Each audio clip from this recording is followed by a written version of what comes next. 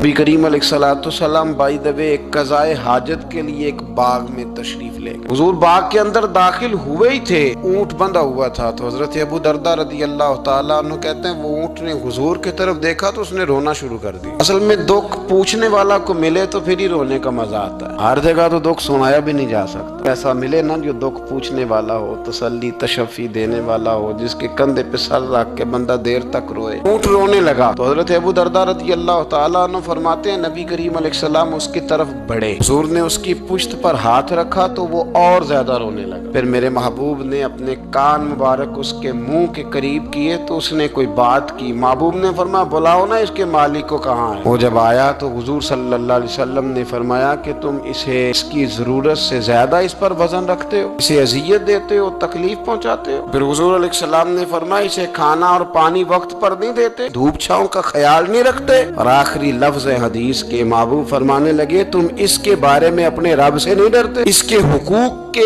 تحفظ کے لحاظ سے تم اللہ کا خوف نہیں رکھتے، وہ تم سے پوچھے گا اس کے بارے میں۔ یہ حدیث حضرت ابو درداء رضی اللہ تعالیٰ عنہ نے سنی ہوئی تھی نا، جب آپ کا اپنا وقت وصال آیا نا تو حضرت ابو درداء نے بھی اونٹ رکھا ہوا تھا۔ جناب ابو درداء رضی اللہ تعالیٰ عنہ نے گھر والوں سے بھی معافیاں مانگی، رشتہ داروں سے بھی، دوستوں سے بھی، تو پھر اونٹ کے سامنے بھی جا کے کھڑے ہو کہنے لگے اونٹ دیکھنا اللہ کی بارگاہ میں میری شکایت نہ کر دینا، اس کے حضور کہہ نہ دینا کہ یا اللہ اس نے میرے حق نہیں ادا کیے۔ فرمایا میں نے کوشش کی ہے تیرے حقوق ادا کرنے کی، اور اگر کہیں کمزوری رہ گئی تو مجھ سے درگزر کرنا۔ یہ انداز تھا ان لوگوں، جن باتوں کا ہمیں پتہ چل چکا ہے اس پر عمل کی بھی تو کوشش ہونی چاہیے۔ تو میرے عزیزوں، جانوروں کے حقوق میرے نبی کریم علیہ السلام نے بیان فرمائے۔ سب سے پہلی بات حضور نے یہ بیان کیا کہ جانور کو گالی نہ دو۔ ایک شخص نے ایک مرغ کو گالی دی تھی تو نبی پاک علیہ السلام نے فرمایا اسے گالی نہ دے، یہ تو تجھے آذان کے لیے بیدار کرتا ہے۔ پتہ نا کچھ نوابزادوں اور شہزادوں کی نیند خراب کرتا ہے مرغا بھی، تو خیر مرغوں نے اذان نہیں پڑھنی چھوڑ دی۔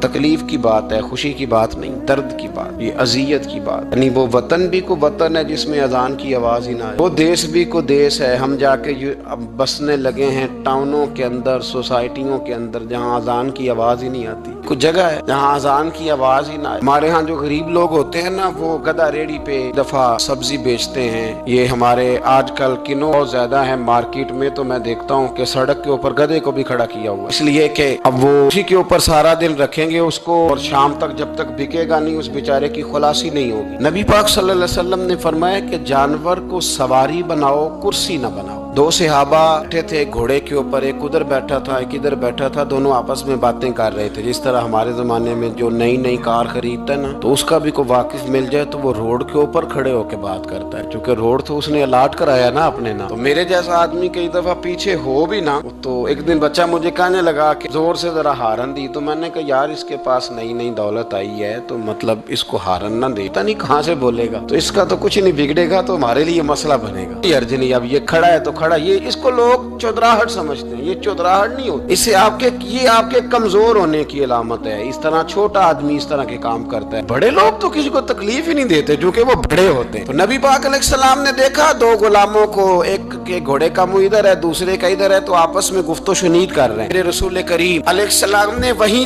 تنبیہ فرمائی، حکم دیا، فرمایا سواریوں کو سواریاں بنایا کرو، کرسیاں نہ بنایا کرو، جب تک چلنا ہو اس پر بیٹھو، اور جب بات کرنی ہو تو گھوڑے سے نیچے اترو، پھر بات کرو تو پھر دوبارہ گھوڑے پہ بیٹھو، کہ اس سے اتنا ہی کام لیا جائے جتنا وہ اس کا بوجھ برداشت کر سکے۔ عبداللہ بن مبارک نے نا کرائے پہ گھوڑا لیا تھا، کرائے پہ سواری لیتے۔ حضرت عبداللہ بن مبارک رحمۃ اللہ تعالیٰ نے ایک شخص سے کرائے پہ گھوڑا لیا کہ مجھے فلاں سفر پہ جانا ہے تو گھوڑا کرائے پہ دے دو۔ اس نے کہا جی کس نے جانا ہے؟ تو آپ فرمانے لگے میرا وجود دیکھ لے، میں نہیں جانا ہے۔ طے ہو گیا، آپ نے گھوڑا اس سے لے لیا۔ جب آپ جانے لگے تو ایک آدمی رستے میں ملا، کہنے لگا حضور کوفے جا رہے ہیں؟ فرمایا ہاں۔ کہنے لگا یہ میرا خط بھی لے جائیے گا، یہ میرا خط ہے، اتنا وزن ہوتا ہے خط کا، یہ میرا خط ہے، فلاں آدمی کو دیجیے گا۔ تو آپ فرمانے لگے تو میرے ساتھ واپس چل گھوڑے کے مالک کے پاس، اگر وہ اجازت دے گا یہ سفر گھوڑے پہ زیادہ رکھنے کا تو میں رکھوں گا، اگر وہ اجازت نہیں دے گا تو میں نہیں رکھوں گا۔ تو وہ آدمی کہنے لگا حضور اتنی چھوٹی باتوں کا کیوں خیال رکھتے ہیں؟ عبداللہ بن مبارک فرمانے لگے اس لیے کہ میں رحمت للعالمین نبی کا ماننے والا ہوں، میرے رسول پاک علیہ السلام رحمت للعالمین ہے، تو میں اتنا بھی ظلم جانور پر کر سکتا ہوں، میں پہلے اجازت لوں گا اس उसके मालिक से, उसके बाद फिर मैं आगे जाऊंगा। तीसरी बात, हुजूर अलैहिस्सलाम ने फरमाया जो जानवर जिस मकसद के लिए पैदा किया गया उसे वही काम लेना, दूसरा काम नहीं लेना, जिस मकसद के लिए पैदा किया। घोड़ा, गधा और खच्चर खाना इस्लाम में ज़िबा करके खाना इसलिए जायज नहीं रखा गया कि ये सवारी के जानवर, तो जो सवारी के जानवर होंगे उन्हें ज़िबा करके खाया नहीं जाएगा, उससे सवारी का काम लिया जाएगा। और जो जानवर गोश्त वाले होंगे उनसे गोश्त का काम लिया जाएगा, जो दूध वाले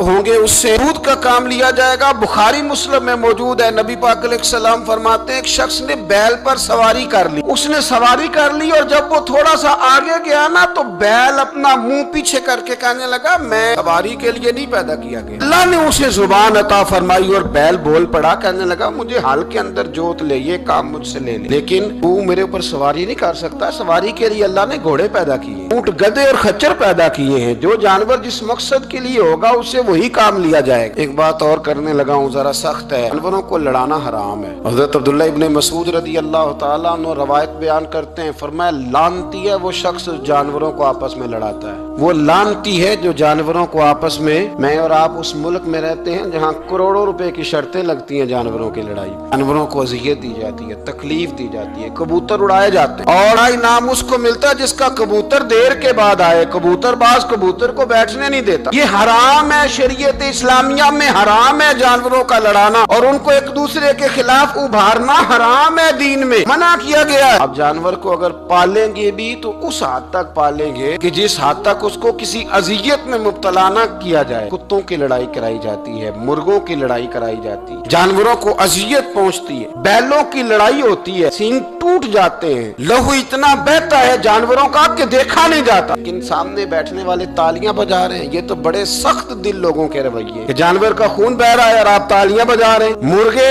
बेचारे की चूंच लहू लुहान हो गई है, सामने वाले ने इतना मारा है और यहाँ तालियां बज रही है कि मेरा जीत गया, बजाय इसके कि उसको पट्टी की जाती, उसको देखा जाता। ये तो संग दिल लोगों का काम है। हम तो रहमतल लिल आलमीन नबी के गुलाम सल्लल्लाहु अलैहि वसल्लम, हमारे दीन ने तो हमें ये मिजाज ही नहीं दिया। हमने तो प्यार करने, हमने तो मोहब्बत बांटनी, हमने तो शफकत करनी। नबी पाक अलैहिस्सलातु सलाम ने जानवर से उसके बच्चों को जुदा करने से मना फरमाया। जब तक बच्चे को माँ की जरूरत है उसे जुदा नहीं किया जाए, जब तक वो दूध पीता है उसे जुदा नहीं किया जाए। प्रिया का बच्चा भी छोटा है और उसकी माँ उसके लिए दाना लेके आती है तो उसे माँ से जुदा नहीं किया जाएगा, उसकी जज्बात का, एहसासात का ख्याल रखा जाएगा। यहाँ तो मेरे देहातों के जो बड़े समझदार किस्म के, समझदार चौधरी किस्म के लोग हैं, उनका भी जब बहू से इख्तलाफ होता है तो कहते हैं इसके बच्चे रख लो, ये जब खुद रोएगी तो लौट के आ जाएगी। इस महबूब ने जानवर से उसके बच्चे जुदा करने से मना किया, माँ से बच्चे जुदा कर रहे हैं। और सियाने लोग, कुछ मेके भी ऐसे हैं, मेके भी, वो कहते हैं बेटे तू आजा और बच्चे वापस कर दे, इसलिए कि भाई हमारा नहीं उनसे निजाम चलेगा, बच्चे उनके हैं तो तू उनको दे। या कितना जुल्म है ना, इंसान हो के ये बात कर रहा है, समझदार हो के, अक्लमंद हो के, जी शऊर हो, दावा है इसकी बुजुर्गी का। नबी रहमत अलैहिस्सलाम के गुलाम हजरत अबू हुरैरा रदियल्लाहु ताला अन्हु फरमाते हैं, मिशकात में मौजूद है, फरमाया एक चिड़िया आई और आके मेरे नबी के कंधों पे बैठ गई। उस चिड़िया ने क्या कहा कि महबूब की आंखों में आंसू आ गए, हुजूर रोए, फटाफट हुजूर उठे, मैं कौन इसके बच्चे उठा के लाया, इसने इसके बच्चे उठाए, कौन है जल्दी बताओ। हजरत अबू हुरैरा कहते हैं सहाबी है कि या रसूलल्लाह मैं जरा पसंद आ गए थे तो मैं उठा लाया। हुजूर ने फरमाया इसे वापस कर देना, ये मेरी बारगाह में शिकायत कर रही है तो कयामत में भी तेरी शिकायत करे, जा वहीं रख के आ जहाँ से तू उठा करके लाया था। मेरे दोस्तों, दीन इतने आला हुकूक बयान करे जानवरों के,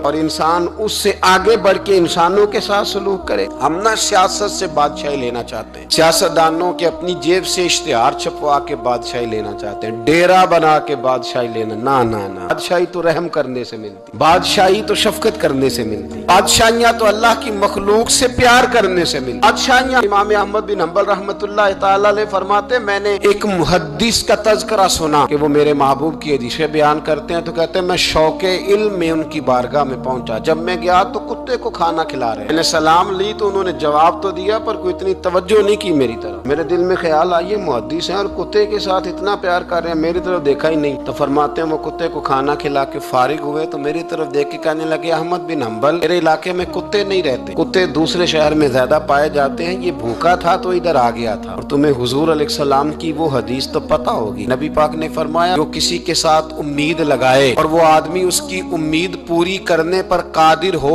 फिर भी उम्मीद पूरी न करे, कयामत के दिन अल्लाह उसकी भी बहुत सारी उम्मीदें पूरी नहीं करेगा, उसे सजा मिलेगी। उम्मीद पूरी करने पर कादिर था, मजबूर नहीं था, पर पूरी न की तो उसे क़यामत के दिन सजा मिलेगी। फरमाया ये कुत्ता उम्मीद लगा के आया था मेरे घर में खाने की, अगर मैं पूरी न करता तो फिर हुजूर की उस हदीस पर अमल कैसे होता, और फिर मुझे हदीसें बयान करने का मतलब क्या समझ में आता। इमाम अहमद बिन हंबल रहमतुल्लाह तआला अलैह फरमाते हैं, मैंने कहा उस्ताद जी इजाजत दे दें। कहा किधर आए थे? कहा हुजूर जिस काम आया था ना वो मेरा बड़ा ही अच्छा हो गया, वो बड़ा शानदार हो गया, जो हदीस भी आपने बयान कर दी और सिर्फ बयान नहीं किया, आपने तो अमल करके भी दिखा दिया, आपने तो उस हदीस पर मनोवन अमल करके भी दिखा दिया। जानवर के साथ उसने सलूक करना, उसके साथ प्यार करना। कुछ जानवर मूजी होते हैं, शरीयत ने उन्हें मारने की इजाजत दी है, इजाजत दे दिया। जो जानवर तकलीफ देता है, अजियत देता है, उसे मारा जा सकता है, लेकिन जानवर के हुकूक का लिहाज करना, उस पर रहम खाना, उस पर तवज्जो देना, हम इन चीजों को समझते नहीं। अमीर मिल्लत, और अगर मैं कहूँ बानिए पाकिस्तान तो मैं ठीक कहूँगा। बानिए आर्ड था एक उस वक्त अंग्रेजों का बड़ा, जमात अली शाह साहब मुहद्दिस अली पूरी भी पाकिस्तान की तहरीक चला रहे थे और कायदे आजम भी चला रहे थे। तो लॉर्ड ने कायदे आजम से कहा था कि कायदे आजम मुझे तेरी सियासत से इतना डर नहीं आता जितना जमात अली शाह के दीन से डर आता, इतना मुझे, मैं ऑन दी रिकॉर्ड बात कर रहा हूँ जिम्मेदारी के साथ, कि तेरी सियासत से मैं इतना नहीं डरता जितना जमात अली शाह के दीन से डरता। इसलिए कि ये जब दीन का नाम लेके पाकिस्तान की बात करता है तो लोगों पे जादूतारी कर देता है, इसलिए मैं तेरी सियासत से ज्यादा इसके दीन से डरता हूँ। पीर मिल्लत पीर जमात अली शाह साहब, अबुल अरब भी कहा जाता। उन जमानों में अरब में गुर्बत आई तो यहाँ से हिंदुस्तान से चंदे इकट्ठे कर करके पीर जमात अली शाह साहब ले जाया करते। मदीना शरीफ में आज भी जमात मंजिल मौजूद, साहब की अपनी रिहाइश थी। मिल्लत पीर जमात अली शाह साहब ना मदीने में गुजर रहे थे तो